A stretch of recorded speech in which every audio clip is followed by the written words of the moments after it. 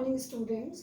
पिछली क्लास में हमने वसा अर्थात लिपिड्स की केमिस्ट्री और संरचना के बारे में पढ़ा था।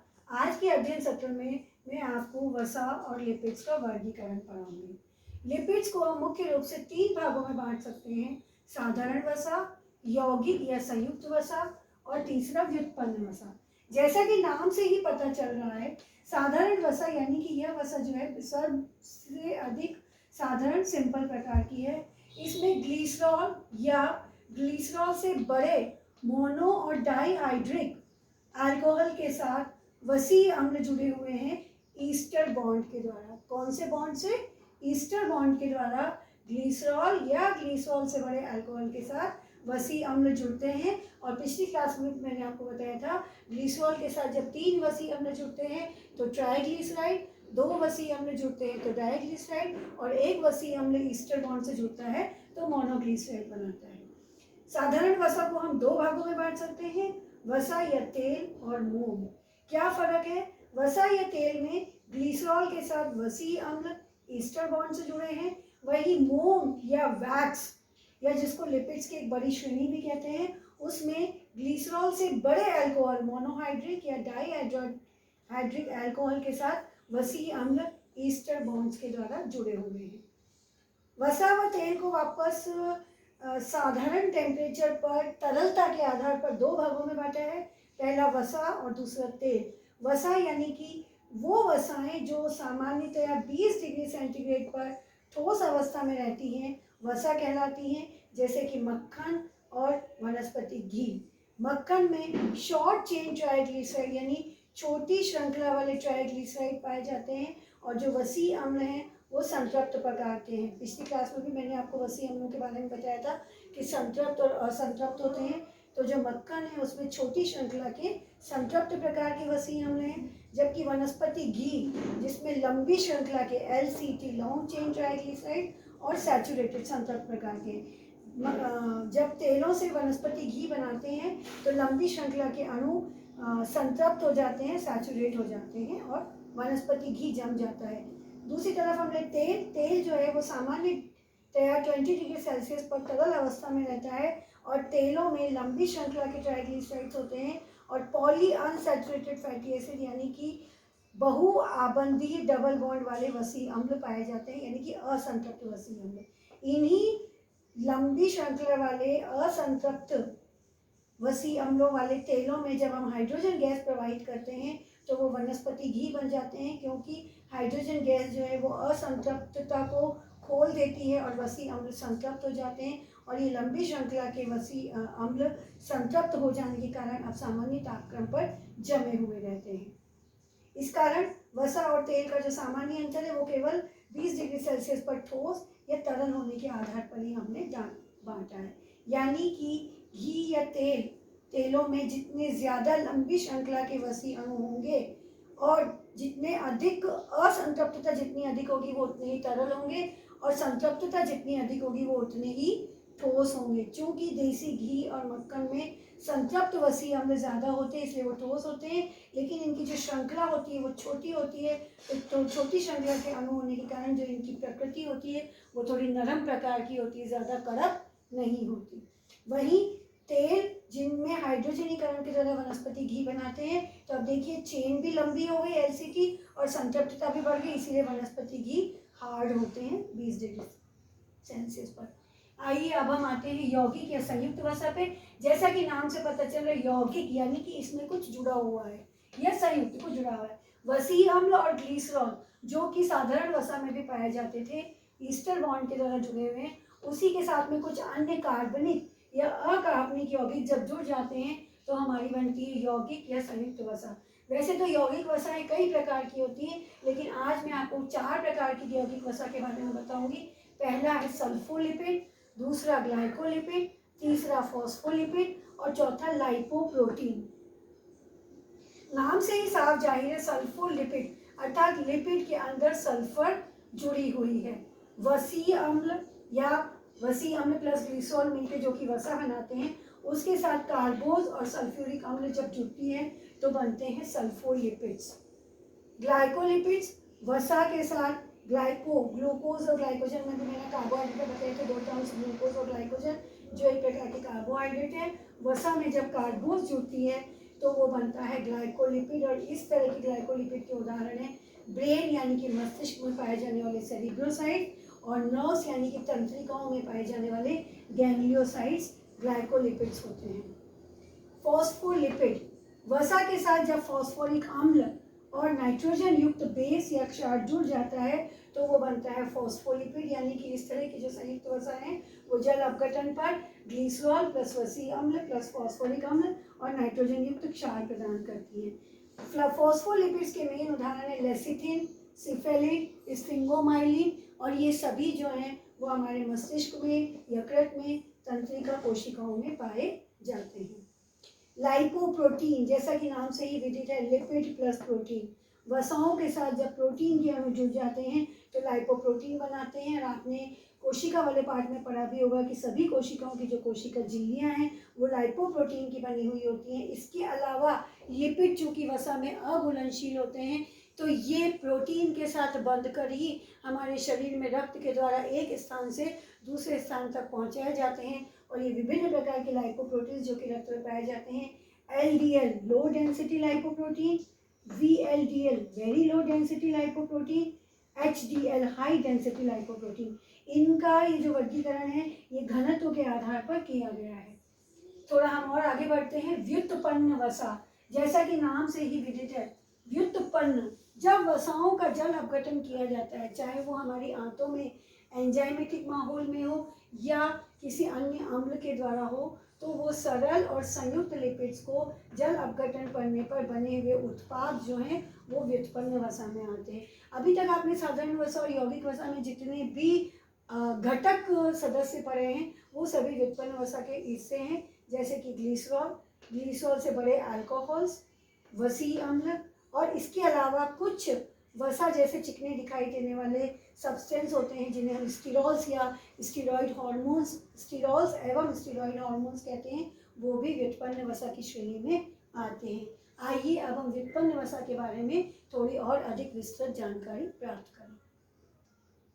जैसा कि मैंने आपको अभी अभी बताया, व्युत्पन्न वसा या डिराइव्ड लिपिड्स जो हैं उसके जो अपघटक अवयव हैं जो कि जल अपघटन करने पे बनते हैं वो है ग्लिसरॉल या ग्लिसरॉल से बड़े अल्कोहल, वसी अम्ल और स्टीरॉल्स। आइए अब हम ग्लिसरॉल और अल्कोहल की तरफ पढ़ें। ग्लिसरॉल के बारे में मैंने आपको पहली क्लास में भी बताया था।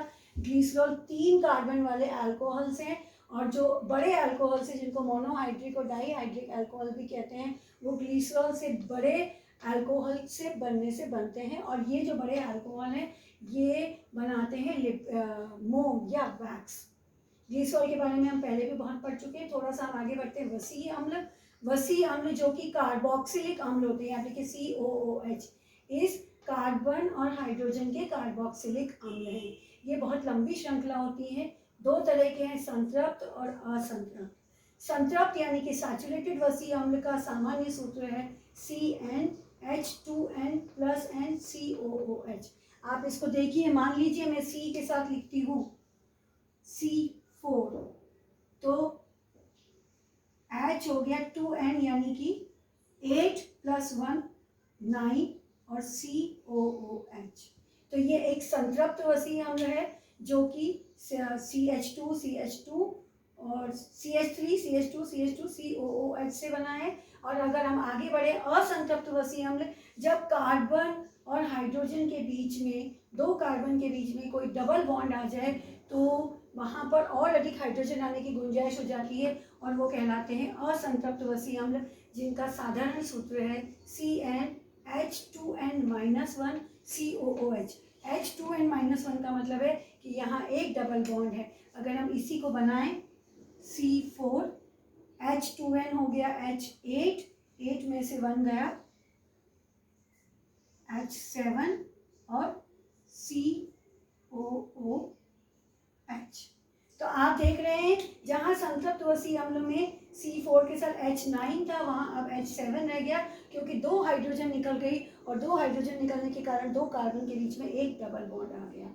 असंतृप्त वसी अम्लों को हम पुनः 2 भागों में बांट रहे हैं, MUFA mono unsaturated fatty acid और PUFA poly unsaturated fatty acid. इस पर हम थोड़ा सा बाद में चलेंगे, पहले हम संतृप्त वसीय अम्लों को देखें। संतृप्त वसीय अम्लों को कार्बन की संख्या के आधार पर हम पुनः 3 भागों में बांट सकते हैं, लॉन्ग चेन फैटी एसिड, या इससे बनने वाले जो ट्राइग्लिसराइड है उनको LCT लॉन्ग चेन ट्राइग्लिसराइड कहते हैं। इसमें कार्बन की संख्या C16 से लेकर C24 तक रहती है। यहाँ जो मैंने आपको बताया CN। MCF medium chain fatty acid या मीडियम चेन फैटी एसिड से बनने वाला ट्राइग्लिसराइड, मीडियम चेन ट्राइग्लिसराइड, इसमें कार्बन की संख्या C10 से लेकर C14 तक रहती है। मुख्य मीडियम चेन फैटी एसिड से कैप्रिक acid C10, lauric acid C12 और माइलिस्टिक एसिड C14, जिसमें से लॉरिक और माइलिस्टिक एसिड कोकोनट एसिड में पाए जाते हैं और कैप्रिक एसिड बटर में पाया जाता है। SCF यानी कि शॉर्ट चेन छोटी श्रृंखला वाले वसीय अम्ल, C4 से लेकर C8 तक कार्बन संख्या पाए जाने वाले जो वसीय अम्ल हैं वो शॉर्ट चेन फैटी एसिड में पाए जाते हैं। C4 ब्यूटाइलिक अम्ल, C6 कैप्रोइक अम्ल और C8 कैप्रिक अम्ल। तीनों ही प्रकार के जो वसीय अम्ल हैं ये बटर में पाए जाते हैं। बटर की जो विशिष्ट खुशबू होती है वो इसी ब्यूटाइलिक अम्ल और कैप्रोइक अम्ल की वजह से होती है। आपने देखा शॉर्ट चेन श्रृंखला वाला जो है बटर वो सामान्य टेम्परेचर पर हल्का सा लिक्विड रहता है, जबकि जैसे जैसे चेन बढ़ती जाती है वैसे वैसे इसकी जो कंसिस्टेंसी वो थोड़ी बढ़ती जाती है। कोकोनट ऑयल जिसमें कि मीडियम चेन ट्राइग्लिसराइड्स हैं वो सामान्य तापक्रम पर लिक्विड रहते हैं और ठंड पड़ने पर गर्म हो जाते हैं, ठंड पड़ने पर तरल हो जाते हैं। वहीं लॉन्ग चेन ट्राइग्लिसराइड जो कि असंतृप्त प्रकार के ज़्यादा हैं वो सामान्य टेम्परेचर पर भी लिक्विड ही रहते हैं। लॉन्ग चेन ट्राइग्लिसराइड में C16 पामीटिक अम्ल, C18 स्टीरिक अम्ल और C20 एरेकिडिक अम्ल विशेष महत्वपूर्ण भूमिका रखते हैं। अगर मैं से इसमें से किसी भी एक एसिड का लंबा सूत्र बनाऊं, मान लीजिए अगर C4 का ही बनाते हैं, तो वैसे तो केमिस्ट्री वाले चैप्टर में आपको बता दिया था CH3, CH2, CH2 और COOH। तो ये बना C4 सबसे छोटा जो है ब्यूटारिक अम्ल, 1, 2, 3 और 4 और हाइड्रोजन गिनिए 3 और 2 5 6 7 और एक 8 हाइड्रोजन और 2 ऑक्सीजन के अणु। तो इस तरह से हम जो है वसीय अम्लों का सूत्र स्वयं बना सकते हैं। अगर आपको सिंपल सा ये सूत्र पता हो कि एक चेन अंत पर CH3 आएगा, बीच में CH2 आएगा, लास्ट में COOH। जैसे जैसे डबल बॉन्ड बढ़ आते जाएंगे वैसे वैसे हाइड्रोजन की संख्या कम होती जाएगी। मैं इसी सूत्र में आपको डबल बॉन्ड बनाना भी सिखा दूंगी, इसीलिए इसके नीचे थोड़ा सा ये अंडरलाइन कर देते हैं अपन। अब हमने कहा आगे डबल बॉन्ड जब हम बढ़ते हैं तो मोनो अनसैचुरेटेड फैटी एसिड यानी कि किन्हीं 2 कार्बन के बीच में एक डबल बॉन्ड है। मान लीजिए ये कार्बन की गिनती हम करते हैं या तो कार्बोक्सिलिक एंड से भी कर सकते हैं और मिथाइल एंड से भी कर सकते हैं। दोनों ही एंड से देखें तो यहाँ दूसरा नंबर आता है। दूसरे और तीसरे कार्बन के बीच जब मैं अगर एक डबल बॉन्ड बना दूं तो कार्बन के बीच एक डबल बॉन्ड आती है, हाइड्रोजन की संख्या रह गई CHH और एक H2 का अणु बाहर निकल गया और ये बन गया मोनो अनसैचुरेटेड फैटी एसिड। अगर यहाँ ये है C16:1 यानी पामीटोलिक एसिड, पामीटिक अम्ल जो कि 16 कार्बन के अणुओं का था, उसमें जब एक डबल बॉन्ड आ जाता है तो वो बनता है पामीटोलिक अम्ल और इसको लिखते हैं C16:1। यहाँ देखिए मैंने ट्राइंगल के साथ में ऊपर लिखा है 9 नंबर। इसका मतलब अगर मैं कार्बोक्सिलिक एंड से जाती हूँ तो 9वें नंबर के कार्बन पर एक डबल बॉन्ड है। 9वें नंबर के कार्बन पर कार्बोक्सिलिक एंड से एक डबल बॉन्ड है। थोड़ा सा और इसको पीछे की तरफ हम बढ़ाएं अगर सिखाना चाहें तो यहाँ ये आ जाएगा CH2 और ये हो जाएगा CH3 और ये CH2 की श्रृंखला आपकी लंबी होती जाएगी। CH3 CH2N हो जाएगा। जितने ज़्यादा ये आइटम बढ़ते जाएंगे उतना ही N बढ़ता जाएगा। C18:1 ओलिक अम्ल जो कि बना है स्टेरिक अम्ल से। जब ये संतृप्त था तो स्टेरिक अम्ल था, एक डबल बॉन्ड आते ही ये बन गया C18:1 ओलिक अम्ल। ओलिक अम्ल में भी डबल बॉन्ड कार्बोक्सिलिक अम्ल से 9वें कार्बन पर है। ये दोनों थे मोनो अनसैचुरेटेड फैटी एसिड के उदाहरण। अब हम बढ़े पॉली अनसैचुरेटेड फैटी एसिड यानी डबल बॉन्ड की संख्या एक से ज़्यादा। इस चेन को मैं और अधिक लंबा खोल दूं तो अभी यहाँ एक के बाद दूसरे और तीसरे कार्बन के भी डबल बॉन्ड था और लंबा खोलने के बाद अगर एक से अधिक जगह पे मैं डबल बॉन्ड लगा दूं तो वो बन जाएगा पॉली अनसैचुरेटेड फैटी एसिड। उदाहरण दिया है C18:2। आप देखिए C18 स्टीरिक अम्ल था, C18:1 ओलिक अम्ल बना, और जब इसमें एक डबल बॉन्ड और आ गया तो C18:2 लिनोलीक अम्ल, जिसमें दूसरा डबल बॉन्ड आया है 12वें कार्बन पर। कहाँ से? कार्बोक्सिलिक अम्ल से गिनती करते हुए 1 2 3 4, तो एक 9 कार्बन पे और एक 12वें कार्बन पर। इसी से एक डबल बॉन्ड और इंट्रोड्यूस किया 15th कार्बन पर, तो ये बना लिनोलीनिक अम्ल, लिनोलीनिक अम्ल। तो स्टीरिक अम्ल C18, ओलिक अम्ल C18:2, 18:2 लिनोलीक और 18:3 लिनोलीनिक अम्ल, दोनों ही पॉली अनसैचुरेटेड फैटी एसिड है। तीसरा पॉली अनसैचुरेटेड फैटी एसिड जो कि बहुत इंपॉर्टेंट है वो है एरेकिडोनिक अम्ल C20:4। डबल बॉन्ड है 5वें, 8वें, 11वें और 14वें नंबर पे। कहाँ से? कार्बोक्सिलिक एंड से। C20 का संतृप्त वसी अम्ल था एरेकिटिक एसिड। जब इस एरेकिटिक एसिड में कार्बोक्सिलिक एंड से 5वें, 8वें, 11वें और 14वें नंबर पर डबल बॉन्ड इंट्रोड्यूस हो जाता है, तब हम इसको बोलते हैं एरेकिडोनिक एसिड। अब आप सोचेंगे कि मैंने पॉली अनसैचुरेटेड फैटी एसिड में केवल 3 ही नाम लिखे, लिनोलीक, लिनोलीनिक और एरेकिडोनिक एसिड। क्यों? क्योंकि ये तीनों ही एसेंशियल फैटी एसिड यानी कि आवश्यक वसी अम्ल भी हैं। क्यों? क्योंकि ये तीनों वसी अम्ल का निर्माण हमारे शरीर में नहीं होता, बल्कि इनका उपभोग करने के लिए हमें इन्हें भोज्य पदार्थों से ही प्राप्त करना पड़ता है। अगर शरीर में इनकी कुछ कमी रह जाए तो इनकी कमी के प्रभाव शरीर पर विपरीत रूप से दिखाई देते हैं। इसलिए C18:2 लिनोलीक, C18:3 लिनोलीनिक और C20:4 एरेकिडोनिक, तीनों ही वसी अम्लों को, तीनों ही पूफा अम्लों को एसेंशियल फैटी एसिड EFA भी कहा गया है। Essential fatty acid EFA। इसी श्रृंखला में थोड़ा सा और आगे बढ़ती हूँ। अभी मैंने डबल बॉन्ड जो आपको गिनाए थे वो मैंने गिनाए थे कार्बोक्सिलिक एंड से। अगर मैं डबल बॉन्ड की गिनती मिथाइल एंड से करूं तब हम उनको नाम देते हैं ओमेगा या एन। ओमेगा 3 का मतलब है अगर कार्बोक्सिलिक एंड से, सॉरी कार्बोक्सिलिक नहीं, मिथाइल एंड से, CH3 वाले एंड से तीसरे नंबर के कार्बन पर डबल बॉन्ड है तो वो N3 है, और छठे नंबर के कार्बन से डबल बॉन्ड शुरू हो रहा है। डबल बॉन्ड की शुरुआत कहाँ से हो रही है? अगर सिंगल डबल बॉन्ड है जैसे C18:2, तो अगर यहाँ तो मैंने अभी गना C9 और 12, तो 9th कार्बन कार्बोक्सिलिक अम्ल से चला, लेकिन अगर मैं दूसरी तरफ से गिनती हूँ तो वो शायद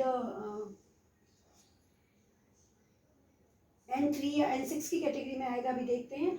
और लिनोलीनिक जो कि 9, 12 एंड 15 पे है, उसको भी अगर मैं मिथाइल एंड से गिनती हूँ तो वो N3 की श्रेणी में आता है। बिल्कुल ठीक है, क्योंकि N9, 12 एंड 15 के बाद 3 कार्बन बचे, तो ये बना N6 और ये बना N3 या ओमेगा 3 और ओमेगा 6, और ये भी है ओमेगा 3 क्योंकि 14वें ओमेगा 6, इसको यहीं पे लिख देते हैं ओमेगा 6 यानी कि छठे नंबर पे है, और ये 12 के बाद 18, तो ये भी ओमेगा 6 हो गया, और ये ओमेगा 3 है।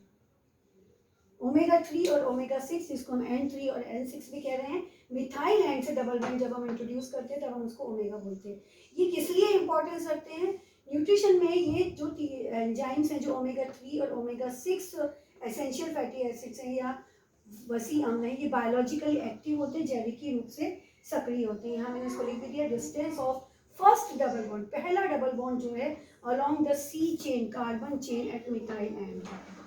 अब ये जो डबल बॉन्ड है, इस डबल बॉन्ड के कारण जो वसी अम्ल हैं इनके उपस्थित रहने की दो तरह की स्थिति बनती है, एक तो सिस और एक ट्रांस।